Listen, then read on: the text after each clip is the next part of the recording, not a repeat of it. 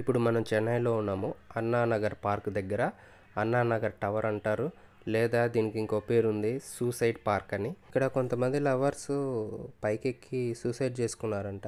So అక్కడి నుంచి దాదాపు 15 సంవత్సరాలు ఈ టవర్ అనేది ఎక్కకుండా బ్యాన్ చేశారు. ఇది పార్క్ యొక్క మొదటి ఎంట్రన్స్ అనమాట. సో ఎంటర్ అవ్వగానే ఇక్కడ కూర్చోడానికి ప్లేసెస్ బాగుంది.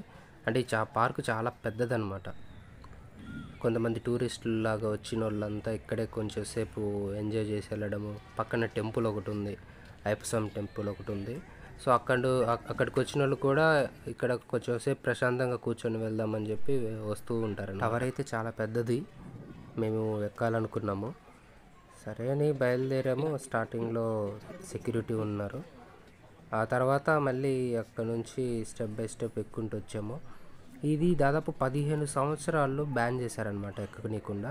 ఎందుకంటే మళ్ళీ అక్కడ సూసైడ్ చేసుకునే వాళ్ళు ఎక్కువైపోతారు అని చెప్పి ఆల్రెడీ చేసుకున్న వాళ్ళ వల్ల కొన్ని గొడవలు జరిగినట్టున్నాయి. ఇక్కడ ఉన్నోళ్ళు కొంతమందిని అడిగితే ఇది రీసెంట్గా 2 months బ్యాక్ ఓపెన్ చేశారు అని చెప్పారు. ఇంకొంతమంది 2 years బ్యాక్ ఓపెన్ చేశారని చెప్పారు. మరి ఎవరు కరెక్ట్గా చెప్తున్నారో తెలియదు. దాదాపు అప్పటికి మేము 10 floors దాకా ఎక్కినట్టున్నాము. మ్యాక్సిమం దీంట్లో వీడియో చాలా వరకు కట్ చేసాము, ఎందుకంటే అడుగడుగున లవర్సే తగిలారు అండ్ వాళ్ళ వీడియోస్ దీంట్లో పడితే బాగుండదని చెప్పి మ్యాక్సిమం అవాయిడ్ చేసేసాను, కట్ చేసేసాను అనమాట. సో ఫైనల్గా చేరుకున్నాము. వ్యూ అయితే పైనుంచి అదిరిపోయింది. సో చెన్నై మొత్తం కనిపించింది అనమాట.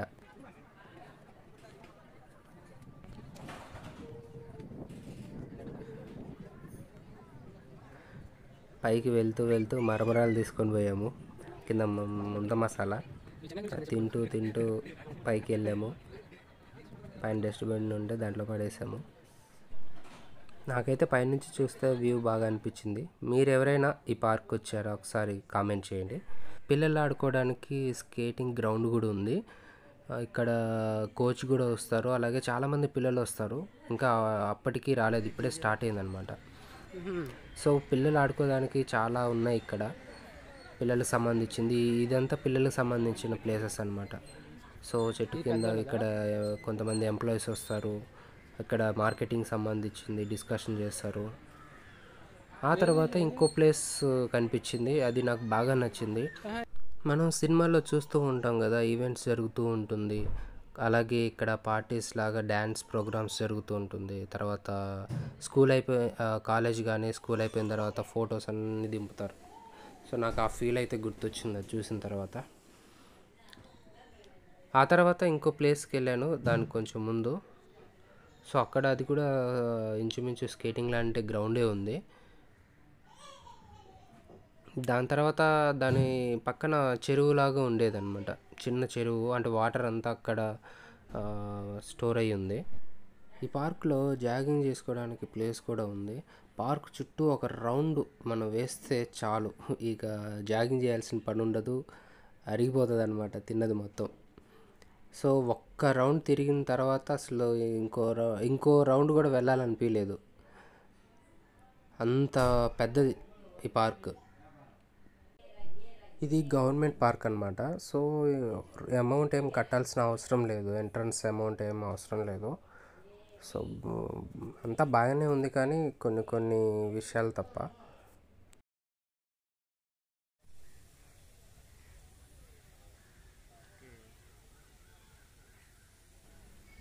సో ఇందాక మనం చూసిన టవర్ కదా, అది జూమ్ చేసి చూస్తున్నా మొబైల్లో ఎంత ఫోకస్ వస్తుందని. బట్ పర్లా బాగానే వచ్చింది. అప్పటికి దాదాపు అయింది 5:30 ఏమో అయినట్టుంది. సో వాటర్ ఫ్లో వదిలేరు ఆ టైంలో.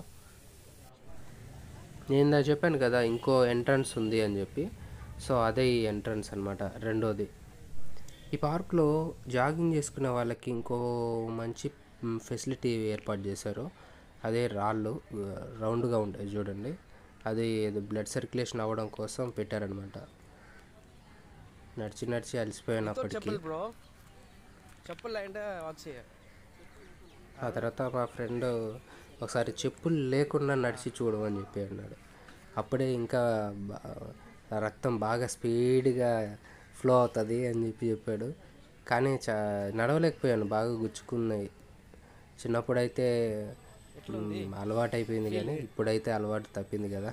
సో బాగా నొప్పి వచ్చేసింది, అంతా ఒత్తుకుంది.